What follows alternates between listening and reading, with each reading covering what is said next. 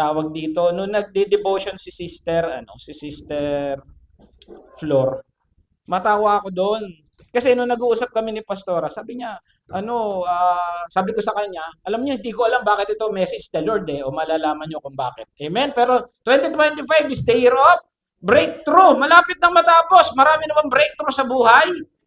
Ako, may breakthrough ako talaga dahil may nagda-drop siya kami nagigitara. Amen? Palakpakan natin si Lord. Ang tagal kong inintay sila. Andyan ka lang pala. Amen? Amen. Praise the Lord. Kasi ito yung pag-uusapan natin. Wisdom in final words. When you say this, when you heard this phrase, final words, ano yung naiisip ninyo? Final words. Sa Tagalog? Sino nagsasabi ng huling salita?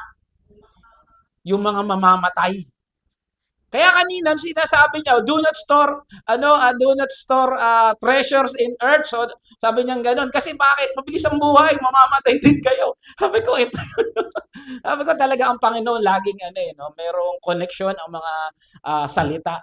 Ang mga nagsasalita lang ng final words, yung mga tao mamamatay. Amen? At bakit natin pag-aaralan yun? Amen? Kasi sabi sa Encyclopedia Britannica, sabi dito, for the dying person, last words may reflect moments of confrontation. Sabi dito, with mortality, prompting expressions of regret, love, forgiveness, fear, or acceptance.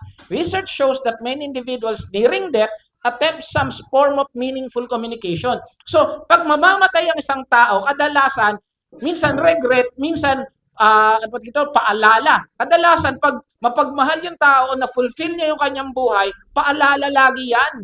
Siyempre, kung mamamatay ka na, hindi na kung yung utang doon, bayaran mo ha, yung, hindi na yung nasasabihin niya. Kailangan magpapaalala siya roon sa kanyang mga mahal sa buhay. Amen?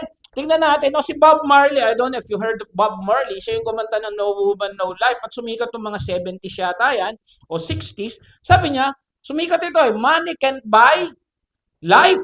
Kanina yung sinabi, sa anak niya.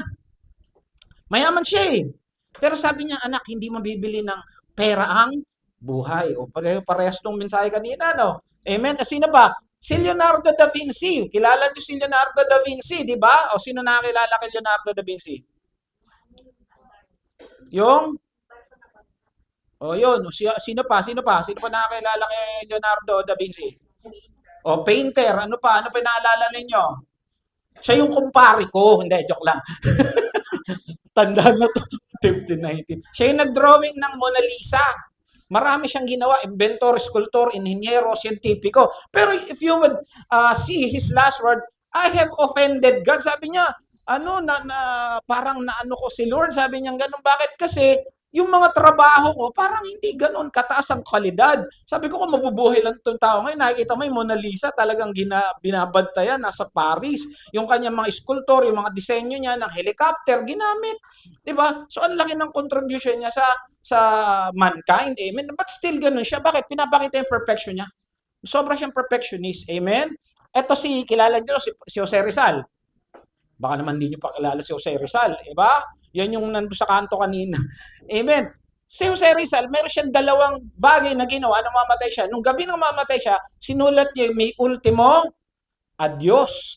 Asan nakalagay doon? Yung kanyang final thoughts on feelings on his final hour, sinulat niya ron. At yung kanyang, nung mamamatay na siya, ang sabi niya, consumatum est, ibig sabihin, it is finished. Parang sinabi ni Jesus, ano sabi niya? Ano sinabi ni Jesus? Mamatay na siya. Teteles, oo, yung hinahanap niya kasi yung nanay niya, hindi niya kasi, pag nanay, tetelesnay, hindi, joke lang. Amen? Final, sabi niya, natapos ko kasi lahat para sa buhay niya, nagawa ko yung dapat kong gawin. Amen? At alam natin, maraming ginawa si Jose Rizal. Ano pinapakita? Patriotism. Biro mo, huling habili na niya, anong nakalagay? Patriotism, justice, at yung kanyang pagkamatay ay magbibigay inspirasyon sa mahal niyang bansa. Amen? So, yun ang kanilang mga final words. Amen? Okay. Pero tayo ay nag-aaral na dito ay sa simbahan. Siyempre, titignan natin final words ng mga nasa Biblia. Ano ba yung mga nasusulat? Amen? Why do we need to study? Sabi dito, final words, sabi dito, but how to live a life of eternity. So yung mga Bible characters daw na malapit na mamatay, meron silang mga habilin doon sa mga maiiwan nila.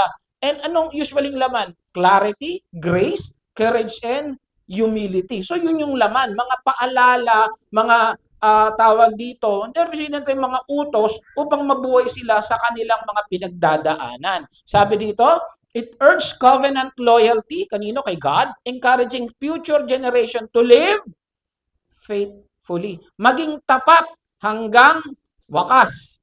Parang kabisado ko yung verse na yun eh. Ang manatili sa wakas ay maliligtas. O parang ganun din sinasabi nila. Amen? Pero tingnan natin si Moses. O kilala niyo si Moses? Yung tricycle driver. Hindi. Amen? Si Moses, ano sabi niya? Magpakatatag kayo at lakasan niyo ang loob. Sasamahan kayo ni Yahweh. So yun yung kanyang paalala sa kanyang mga iwan ng mga kababayang Israelites. Biro mo mamamatay na siya, yung pa rin ang kanyang sinasabi. Hindi niya sinasabing bayaran niyo yung Meralco. Amen? So yun yung kanyang huling habilin. At ganun din si Joshua, yung general. Sabi niya, ganun din.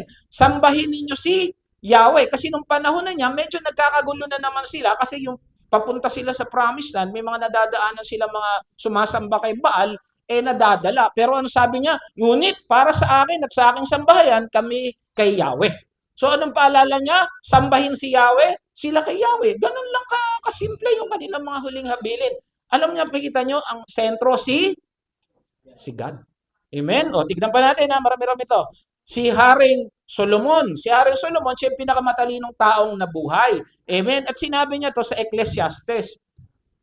Kung nabasa niyo ng Ecclesiastes, kung sabihin niyan, walang halaga, walang silbi, di ba? Lagi yun ang sinasabi niya eh. All this is meaningless, all this is vanity. Yung anak ko, binasa niya yan. Sabi niya, Daddy, bakit lahat pala sabi ni Solomon, wala raw silbi? Bakit walang silbi? Bakit walang silbi? Nag-pray ako, sabi ko, Lord, ano sasabi ko sa batang ito? Bakit pa sinasabi? Buti na lang, nandun sa dulo, ano sabi niya? Kasi nakita na niya yung buhay, pabalik-balik lang. Nakita niya yung mayayaman, nakita niya yung mahirap, nakita niya yung takbo ng dagat, ng ilog, ng tubig, ng hangin. Pero sa kanyang huling salita, ano sabi niya? Matakot ka sa Diyos. Sundin mo ang kanyang mga utos sapagkat ito ang buong katungkulan ng tao. So he was saying that mankind's purpose to live is to obey God. Sumunod sa Diyos. Huwag sa kung ano-anong sinusundan. Amen? O tingnan natin si Saint Stephen. Anong kilala nyo kay Stephen? Oh, martir. Oo, okay. Ano sabi niya? Nung mamamatay na siya, di ba paano siya pinatay? Siya ay bato. He was executed by stoning. Sabi dito, Panginoon Jesus, tanggapin mo ang aking espiritu. So yung pa rin ang kanyang huling habilin. At ang sabi niya, kasi nga marami nagbabato sa kanya, biro mo, forgiveness pa rin, Panginoon. Huwag mo silang panagutin sa kasalanan ito. Parang si Jesus Christ lang, di ba sabi niya, forgive them for they don't know what they are doing. Nakita niyo yung similarities or resemblance. Biro mo mamamatay ka na, pinapatawad mo pa sila. Siguro kung iba yan, sumpain kayo. Di ba? Yung mga ganun, may mga namamatay. Pero siya, ang focus niya kay Lord at pagpapatawad. Amen. So nakikita natin dito, no? Makikita mo kasi sa huling habilin ng isang tao, sino laman ng puso. Ulitin ko, pag mamamatay ang isang tao, malalaman mo sino laman ng puso talaga niya.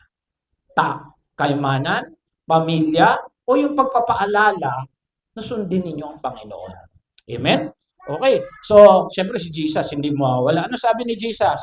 Nung mamamatay na siya, even Jesus himself, sabi niya, Father, I commit into your hands my spirit. Sino sentro? Si God pa rin. Amen? Kaya, sino sentro ng buhay natin? Si Judith? Sino sentro ng buhay natin? Si DPWH? Yung mga korap? Na lagi nalalaban ng ating usapan. Sabi ngayon daw, kung gusto mong mag-away kayo, dalawa lang pag-usapan nyo, politika at relihiyon. Mag-aaway talaga kayo. Diba? Yung balaman ng puso natin ngayon, yung mga nangyayari sa paligid, okay, lindol. Diba? Those are worries na wala naman mangyari. Sabi nga kanina, do not store up treasure for masisira lang yan. Yung ba naman ang puso natin, helicopter? Wala kami malapagan dapat. Kaya nag-tricycle na lang kami. Puno. Amen, di ba? So, yun, ano yung kaya yung laman ng isip mo? Kung ngayon, hindi ko sinabi mamatay ngayon, ano laman ng isip mo? Ano laman ng puso mo? Amen? Sabi nung kanta eh, kung ano ang gusto mo, sundin mo. Parang kanta ng sex bomb yata. Amen. Okay, so ito yung pag-aaralan natin si Saint Paul. Dito tayo kukuha ng mensahe. Mabilis lang 'to mensahe na 'to. Amen. Ang sabi niya, ang ating text is 2 Timothy 4:1-8. Ito yung naghahabilin na siya kay Timoteo. Sabi niya, sa harap ng Diyos at si Kristo Jesus, nahahatol sa mga buhay at sa mga matay. So talagang pinapakita ni Apostol Pablo na tayo ay mamamatay. Amen. Sa ayaw at sa gusto natin, tayo ay mamamatay. At darating ang panahon, haharap tayo kay Jesus. Ngayon kapatid, ikaw, pag humarap ka kay Jesus, sa tingin mo, ano sasabihin niya sa'yo? Well done? O medium rare?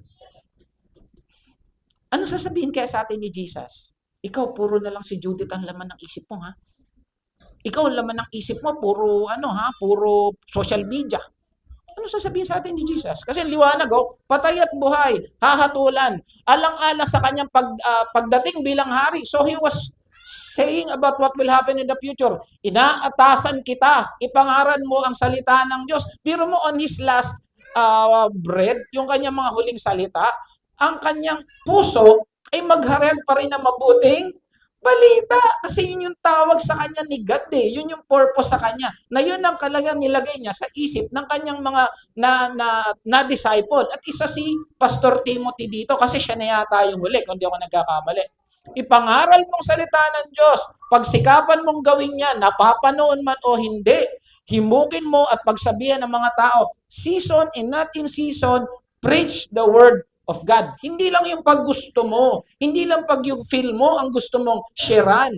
Pag hindi mo na feel, bahala kayo sa buhay. Yung sabi niya, lahat ng pagkakataon na may pagkakataon, ihayag ang mabuting balita. Amen? Pagsabihan mo ang mga tao, himukin mo, palakasin ang kanilang loob sa pamamagitan ng matiyagang pagtuturo. So, ibig sabihin, ang pagpapalakas pala ng loob, hindi lang yung basta payo. Ang pagpapalakas ng loob, nakasulat sa Biblia. Halimbawa, may problema yung kapatid mo o yung nanay mo, hindi mo lang basta pinapalakas ang loob nila. Dapat, ang talagang pagpapalakas ng loob, nasusulat pala. Amen? Okay, so yun yung sabi niya kay Timoteo. Ano ba? Sapagkat darating ang panahon, hindi na sila makikinig sa wastong katuruan. Ito, in-emphasize niya to. There will come a time, Christians, sabi dito, hindi na makikinig ng wasto. Susundin nila ang kanilang hilig. Maghahanap sila ng tagapagturo na walang ituturo, kundi ang ibig lamang nilang marinig. So, ibig sabihin nito, may mga nag-church. Nasa church. Pero, yung mga nag-church na yon, pipili sila ng church na pupuntahan nila na gusto lang nilang marinig yung turo. Ulitin ko meron palang mga Kristiyano na gusto nilang puntahan lang yung gusto nila, dito ako kasi ang turo dito, sabihin natin, puro blessings. O kaya ang turo dito, puro hilig. Hindi ko sinasabing masama. Pero dun sila. Pero pag ang turo about forgiveness, ayaw na nila. Pag ang turo ay about repentance, ayaw na nila. Amen? So dun lang sila. Ayoko na yung turo ni pastor kasi repentance yan, uwi na tayo. Ayoko yan. Doon lang ako sa blessing. Napapansin ko rin yan. Kasi di ba nagpapadala ako ng word of the day. Pag blessing, marami talaga nagla-likes. Pero pag yung medyo si Jesus ang dapat may Jesus tayo. Minsan di ako pinapansin. So you would see, I'm not saying it's not good. Kasi minsan talaga, kailangan naman talaga ng tao pagpalakas ng loob eh. As long as it's in the Bible. Minsan ganito rin, ayaw nila pag ang pastor gusto nila pastor bata, pastor matanda, meron kasing preference. Pero ang mahirap, kung ang gusto lang nila, yung sinusunod nila, hindi na wastong katuruan. Maraming naliligaw sa panahon ngayon. Amen? Maraming naliligaw. Amen? Kundi yung gusto lang nilang marinig. Hindi sila makikinig sa katotohanan. Ito mahirap. Gusto nila yung mga turo na hindi na totoo. Amen? At mahirap yon kasi maliligaw sila. Minsan, yung sinasabi ng pastor na ang kaligtasan ay sa gawa. Ewan ko, bakit ang daming church ganun? May mga alam ba kayo? By works pa rin hanggang ngayon. Ang dami pa rin. Parang pinipilit nilang abutin ng langit sa pagbebenta, sa paggawa ng kung ano-ano. I don't know bakit ganun. Samantalang ang biyaya kay dali-dali, ayaw nila ng madali, gusto nila mahirap. Iba-iba ang tao eh. Amen? Hindi na wasto yun kasi liwaliwanag, biyaya na tayo. Amen? So, hindi sila makikinig sa katotohanan. Sa halip ay babaling ang kanilang pansin sa kathang isip. Amen? Kathang isip. So, ibig sabihin, gawa-gawa lang ng tao. Minsan may mga pastor nagpe-preach, puro ano nila, puro storya ng buhay nila. May kilala ba kayong ganun? Amen? O kaya, yung pastor daw hindi na nagkakasala, kaya dapat kayo rin hindi na nagkakasala. Kami may napuntahan ganun. Yung sinless perfection, alam niyo yun? Ang pastor daw hindi nagkakasala. Naku, delikado yun. Amen? Okay, ngunit ikaw, maging hinahon ka. Dapat kalmado lang daw. Sa lahat ng oras, magtiis ka sa panahon ng kahirapan. So, bilang lingkod ng Diyos, sinasabi na ni Apostol Pablo, hindi madali. Sino mga lingkod dito ng Diyos? Madali, hindi. Hindi. Hindi talaga madali. Pero mo, may sakit ka na, mag-charge ka pa, nag-MC ka pa. Amen? Pero mo, wala ka ng pera, pupunta ka pa sa church. O kaya ang sama-sama ng loob mo, kailangan mo magturo kasi may mga atin ng Bible study. Hindi madali. Hindi madali ang paglilingkod, mga kapatid, pero nagagawa natin sa biyaya ng Diyos. Amen? Ano sabi niya rito? Gampanan mo ang tungkulin ng isang mangangaral ng magandang balita at tuparin mo ang lubos ng iyong paglilingkod. So talagang sundin natin to the max yung ating calling. Hindi lahat tinawag. Hindi lahat tinawag. Pero kayo mag-alala, may good news sa dulo nito. Amen? Sapagkat dumating na ang panahon ng pagpanaw ko sa buhay. So, sinasabi na niya na mamamatay na niya. Alam na niya mamamatay siya. Malapit na yung kanyang execution. Kasi nasa Rome na siya.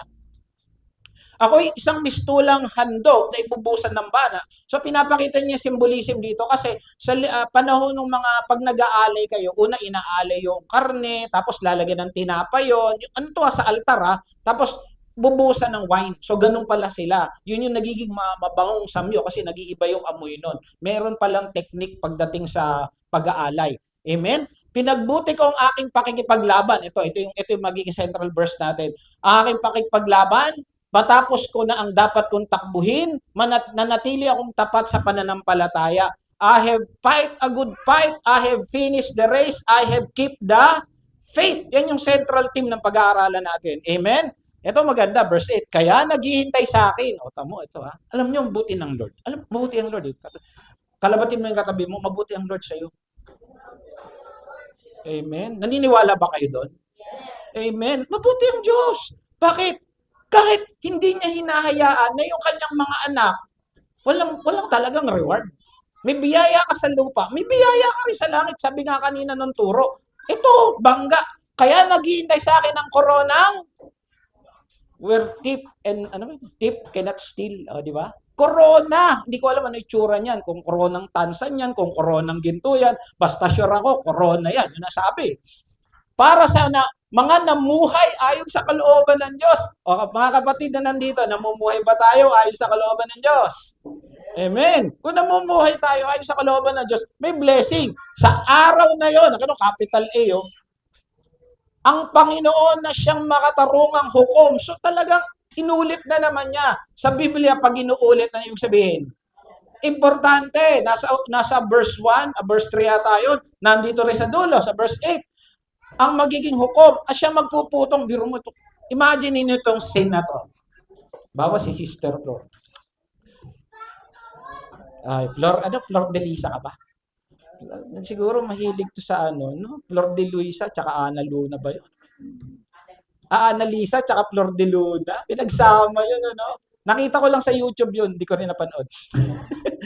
Flor de Lisa, natawagin ka, Gina, Janora, galing na.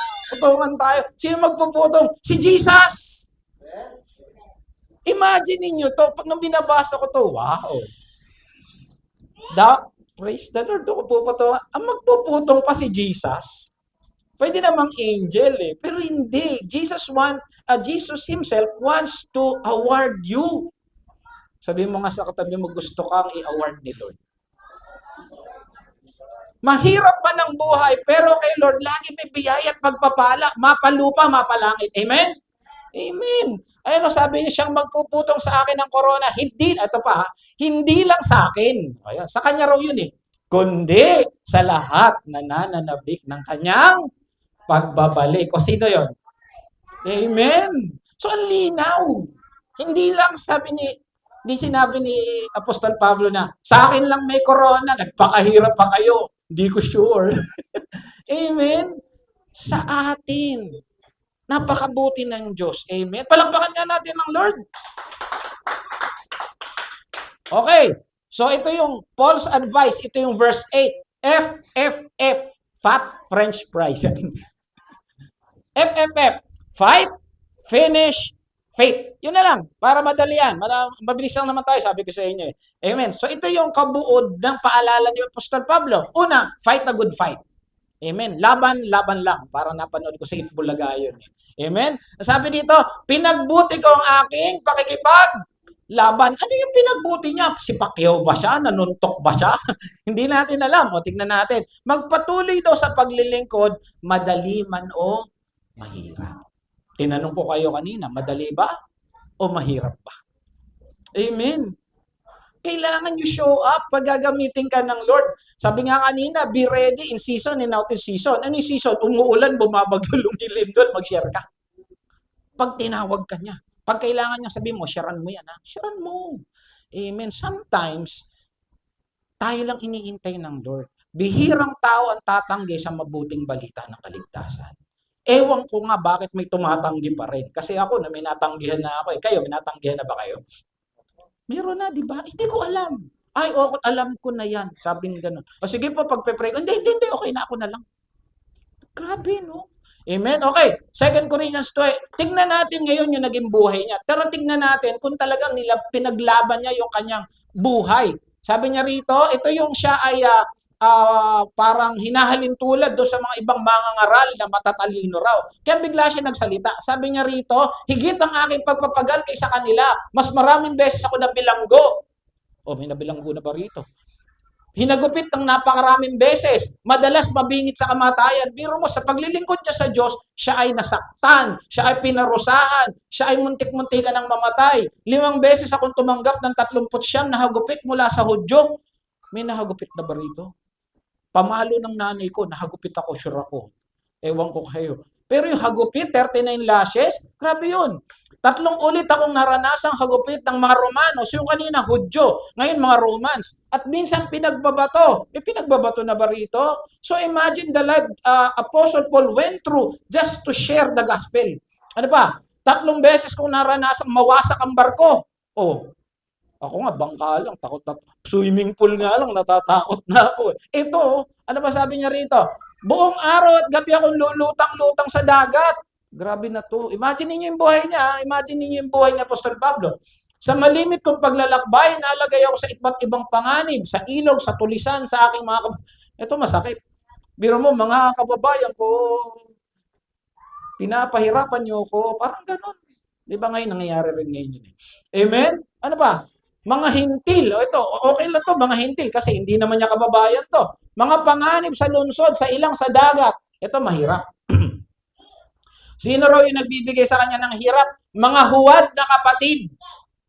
So, ibig sabihin, may mga kapatiran siya sa church na siya ay pinapahirapan.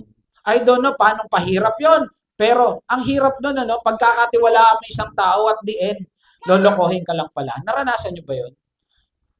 Kapatiran, kakilala, kamag-anak, kaibigan. Yun yung mga tao talagang close ka, yung puso mo halos kanila na. Pero at the end, lolokohin ka lang pala. Ibibitray kami, naranasan na namin yun. Talagang masakit, no? Masakit. Amen? Yun ang sabi niya. Yun ang tingin ko, yun ang mas mahirap sa kanya. Kaysa hampasin ka ng hampasin. Pero yung lokohin ka ng pinagkakatiwalaan mo, napakasakit nun. At hindi lang kaibigan, kapatiran pa sa church. Alam niya na sila iisang pinapanampalatayaan, pero at the end, niloloko lang pala siya. Ano pa? Naranasan ko rin ang hirap, pagod, malimit na pagpupuyat, matinding gutom, uhaw, ginawin na wala akong malamang balabal. Tayo nararanasan natin dyan, sure ako, pagpupuyat. Nagpupuyat ba kayo minsan? Nagpupuyat tayo, diba, sa pag-aaral ng kanyang salita. Minsan talagang nahihirapan na tayo, pero I'm sure wala yung isang katiting na pinagdaanan ni Apostol Pablo. Sabi niya, bukod sa lahat, tingnan niyo to, tingnan niyo to. Bukod sa lahat, araw-araw kong pinapasan ang alalahanin para sa lahat ng iglesia. So yung puso niya, nandun pa rin sa mga churches na tinayo niya. Malaman niya, may problema sa Corinto. Malaman niya, may problema dito. Nadadala pa rin siya. Talagang, kahit wala siya ron, sabi nga niya, yung spirito ko nandiyan pa rin. Alam niyo, kung sa panahon ngayon, buhay si Apostol Pablo, lalo tong hirap na hirap. Bakit? Kasi noon, malalaman niya lang yung problema sa sulat eh. Biro mo ngayon, Pastor, may problema rito sa Corinto. Pastor, may problema kami rito sa sa Ephesus. Pastor, may problema kami sa Colossae. Siguro mabubuwang siya sa dami na nagme-message sa tumatawag. Pastor, di pa siya nakakatawa. Meron na namang di ba? Wala kasing social media pa noon, tsaka cellphone. Sulat-sulat pa lang. Pero sabi niya, araw-araw dinadala na raw niya yung mga alalahanin. Kapag may nanghihina rin ako. So nakita niyo yung puso ng isang pastor.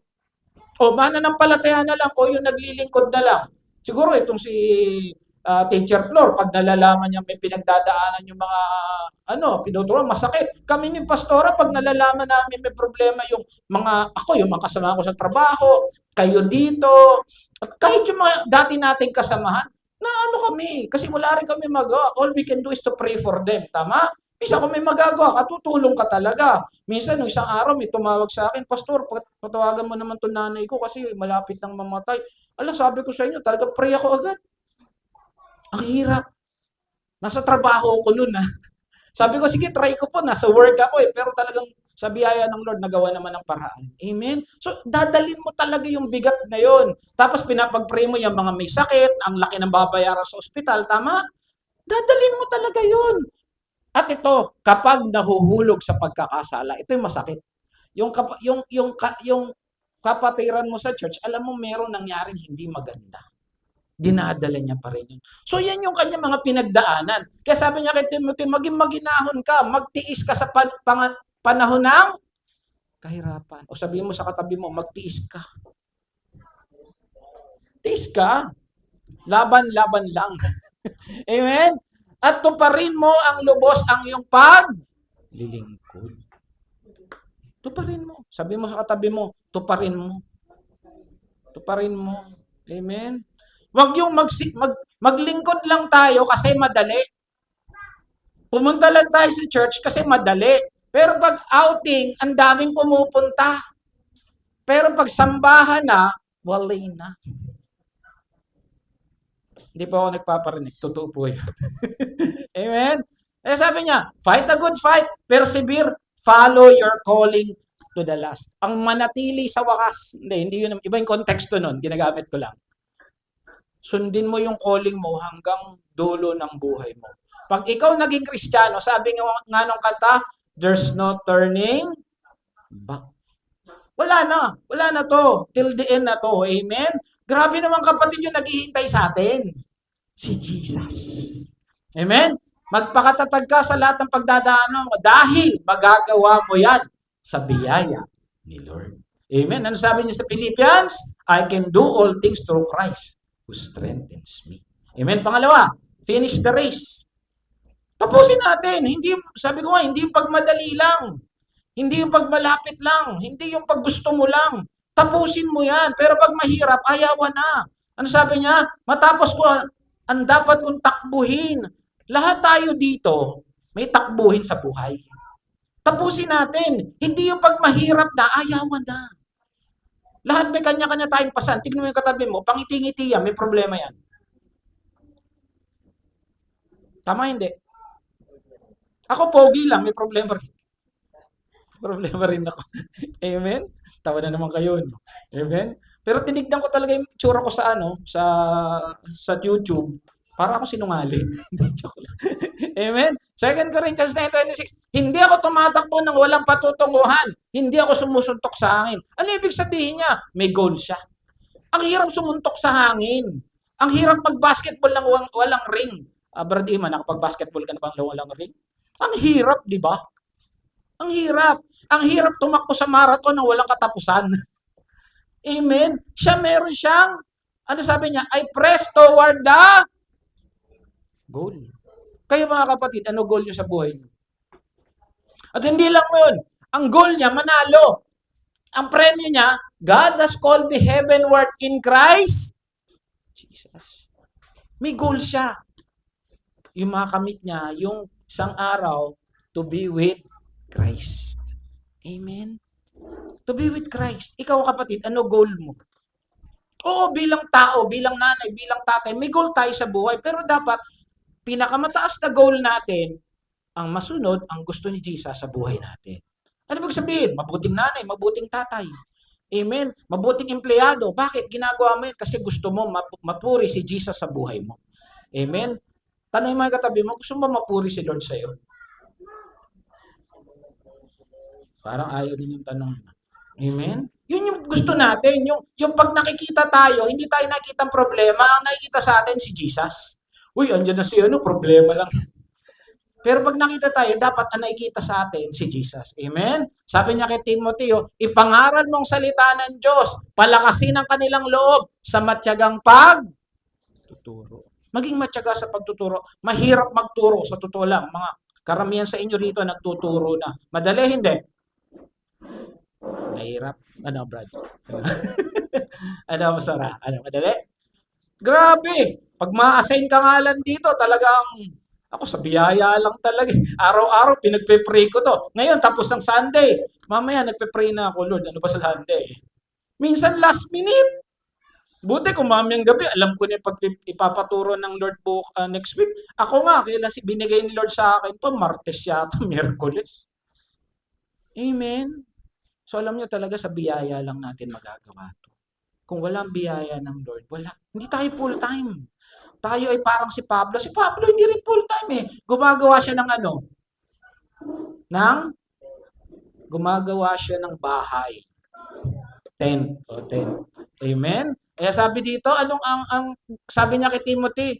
Teach, preach, make disciples. Yun din ang utos sa atin ng Panginoon. Teach and preach and make disciples. Amen? Have a goal to be with Jesus. Win souls for Jesus. Ito, alam ko, hindi natin masyadong nagagawa ito ngayon dahil sa panahon. Pero by biyaya ng Lord, magagawa natin yan. Amen? May pinagpe-pray kami ni Pastora na sana magawa natin. Amen? Wala pa nga tayong jail ministry ngayon, ano? Itong month na to. Amen? Okay. And then lastly, have faith. O si Faith, asa si Faith? Tayo si Faith. Amen? Have faith. Pag nagkaanak ka raw, pangalan mo Faith. Alam niyo, may anak na babae si Abraham. Si Faith. Hindi, nasusulat yon. Amen? Because he is the father of, okay, may natutunan kayo sa akin. Nasusulat yon. Sabi niya kay Timothy, nanatili akong tapat sa aking pananampalataya. Hindi siya pananampalataya. Amen? Paano nangyari yon? Saan ba nagsimula ang faith ni Pablo? Tingin niyo sa nagsimula. Nagsimula yan sa road to Damascus. Sabi niya rito, sino po kayo, Panginoon? He was persecuting the Jews at nagpakita si Lord sa kanya. Sino kayo? Kasi mga kapatid, kung hindi mo alam ang Diyos mo, hindi mo alam kung paano siya paglilingkuran. Hindi mo aayusin ang buhay mo pag hindi mo alam si Jesus. E sino kayo, Panginoon? Ako si Jesus. Nung nalaman niya na siya si Jesus, bigla na niyang na-recall. Ang buti-buti mo, binigay mo yung buhay mo sa akin. Ikaw kapatid, kilala mo na ba kung sino ang Diyos ng buhay mo? Kasi as long as you don't know your God, hindi mo magagawa pinapagawa sa'yo. It's like playing basketball without a goal. Pag hindi mo kilala talaga si Jesus at ano yung ginawa niya sa buhay mo, hindi mo magagawa ng maayos yung ginapagawa sa'yo. Kasi akala mo si Jesus, niligtas lang ako niyan, namatay siya sa krus, kasi mabait siyang tao. Pero pag hindi mo pa nalalaman, naintindihan yung gravity ng ginawa ng Panginoong Isus sa'yo, hindi mo talaga magagawa ng maayos. Kasi akala mo lang, alam nyo, si Daniel, meron siyang kaibigan, Israelita. Sabi sa kanya, ano ba yung inaano yung Jesus? Kami literature namin yan eh. Imagine, kilala si Jesus, but they don't know Jesus. Sila mismo yun ha. Mapalad tayo, kilala natin si Jesus. Iba kasi yung alam, iba yung kilala, iba yung kilalang kilala, at iba yung nasa puso mo na. Amen? Kaya sabi niya rito, nagsimula ang lahat ng nakilala niya si Jesus. John 3:16, for God so loved the world. Nalaman niya mahal siya. Mahal na mahal siya. In spite ng pinagagawa niya, in spite na pinapapatay niya. Siya nga nagpapatay kay Stephen, tama? Kaya nga sabi niya, sa lahat ng makasalanan, ako pinaka. Yun na nalaman niya. Biro mo, sobra akong mahal. Pero, sobra akong makasalanan, pero ganun niya ako kamahal. Di ba tinanong ko kayo, kilala niyo sarili niyo, tama? May lihim ka na ikaw lang ang nakakaalam, kahit asawa mo hindi alam, tama? May ginawa ka nung bata ka, dalaga ka, na tingin mo nakakarumal-dumal, nakakahiya, tama? Alam natin kung sino tayo eh. Alam natin na hindi tayo katanggap-tanggap ng sino man. Kaya nga tinanong ko rin kayo, kung kilala mo sarili mo, mamahalin mo ba? O liligawan mo ba? Kung babae ka at naging lalaki ka halimbawa, liligawan mo ba yung babaeng ikaw? Hindi. Kasi alam mo, ano iniisip niyan eh. Pero si Jesus, kilalang kilala tayo mula ulo hanggang paa, mula pinanganak tayo hanggang ngayon, but still, He chose to save us. Amen? Ganon tayo kamahal ni Kristo. Kaya alam mo, si Paul, meron siyang spiritual triad. Nung nalaman niyang mahal siya ni God, nakita niya yung biyaya. Amen? Sabi niya, grabe, kahit pala ganito ko, minahal niya ako, at ang tawag niya ron, biyaya. Ephesians 2:8. At dahil sa biyayang yun, na kahit sino pa siya, kahit gaano siya kabulok, kahit gaano siya makasalanan, but still God chose to save him. Ang tawag niya doon, biyaya. Kasi regalo yun, hindi yung pinaghirapan. At dahil nalaman niya may biyaya, natuto siyang mahalin si God. Sino una nagmahal? Si God. We love Him because He first loved us. Amen? Kaya nung nakita niya yung pagmamahal ni Lord, sabi niya, di ba sa Romans 5:8, na pinakita ng Diyos ang pagmamahal niya sa atin nung tayo makasalanan, nakita niya yung biyaya, kaya siya kumilos. Nagkaroon ng output. Ikaw kapatid, nung nalaman mo kung gaano ka kamahal ng Lord, may ginawa ka ba? Kasi pag kilala mo talaga si Jesus sa buhay mo, hindi pwedeng wala kang gawin. Pag nagmamahal ka sa isang tao, may gagawin ka, may kikilos ka. Amen? Parang nanay lang yan. Kahit inis na inis sa anak paggabi, pipiliin niyang gumising pag umiiyak ang anak. At ganun nga ginawa niya. Talagang ginuhos niya yung buhay niya para sa ebanghelyo. Asan ang faith dyan? Asa likod. Asan ang faith? Asan? Doon sa gitna. Kasi no sabi niya sa Ephesians 2:9, it is by grace you have been saved through. Yun yung agent na nagbubuklod sa love, sa grace, sa love. Bakit yung, ano ba ibig sabihin sa Hebrews 11:6? Hindi maaaring kalugdas ng Diyos ang sino man ng walang pananampalataya sa Kanya. Yung faith, nandun. Yan yung kumakapit sa pagmamahal. Yung faith nandun, kumakapit sa biyaya. Yung faith nandun para kumilos siya. Kasi kung walang faith, bakit may faith? Nakita ba niya Diyos? Pero nakausap niya, oo. Pero hindi pa naman niya alam eh. Pwede niya sabihin, guni-guni ko lang yan. Pero he encountered God and he chose to surrender his life to God, and that is faith, mga kapatid. Kaya nga sabi, kung walang pananampalataya, hindi mo pwedeng paglingkuran ang Diyos na hindi nakikita. May nakakita na ba sa Diyos? Nakita mo na ba yung utak ng katabi mo? Yung utak. Pero naniniwala ka bang may utak yan? O faith yan? Ganon din sa Diyos. Hindi natin nakikita ang Lord eh. Pero maganda, alam nyo, nararanasan ang kabutihan natin. Nararanasan natin ang kabutihan ng Diyos. Amen? Amen? So yun, pumasok yung faith, siya yung humahawak. Kaya sabi niya, I have finished the rest, I have kept the faith. Kasi yung faith na yun yung kanyang agent para mapagtagumpayan lahat. Naranasan niyang biyaya, at dahil sa biyayang yun, kikilos ako. Ikaw kapatid na nakakaranas ng biyaya, kumikilos ka ba? Naranasan mo ang biyayang Lord, kumikilos ka ba? Amen? Kaya sabi niya, manatili ka sa iyong pananampalataya. Ganun lang kasimple last word niya. Amen? Pero malaman. Amen? Ang sabi niya, F. Fight a good fight, finish the race, kept the faith. Yun lang. Yun lang ang message natin ngayon. Kaya mga kapatid, paalala lang sa atin. Are you keeping the fight? Do you want to finish your race? And do you have faith in God? FFF, Fat French fries. Amen? Kaya sabi, last verse natin, ito yung nakakatuwa, ulitin ko lang. Pag ikaw, uuwi na kay Lord, pero hindi naman tayo nagmamadali. Merong naghihintay sa atin. Ulitin ko lang, may koronang gantimpala naghihintay at si Jesus mismo yung magpuputong sa atin pagdating ng araw. Amen? Excited pa kayo dyan? Amen. Pero wag muna ngayon. Hindi tayo nagmamadali. Amen. Pero pag tinawag tayo ng Lord, okay lang naman. Pero wag muna. Amen. So, again, fight the good fight, finish the race, keep the faith. May pananampalataya? Gusto mo bang tapusin ang lakarin mo? Lumalabang ka ba talaga sa buhay ngayon? Amen? Tingnan mo yung katabi mo. Lumalaban ba yan? May pananampalataya ba yan? Tingin mo makakatapos yan o i-kick out yan o magdadrop yan. Amen? I hope and I pray. Alam ko sa biyaya ng Lord, sabi niya sa Philippians ka ba yung tama, no? I can do all things through Christ who strengthen me. Kaya ba natin? Parang walang sumasagot. Kaya ba natin?